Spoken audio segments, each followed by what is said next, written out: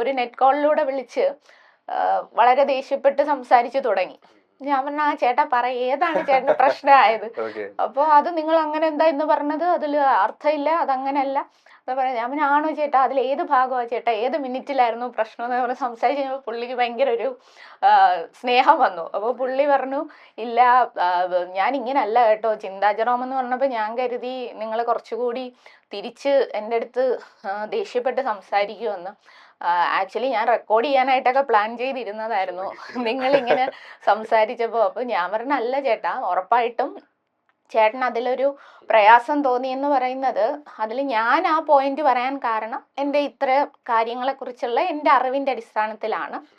അതൊക്കെ എനിക്ക് മനസ്സിലായിട്ടുള്ള ശരികളാണ്.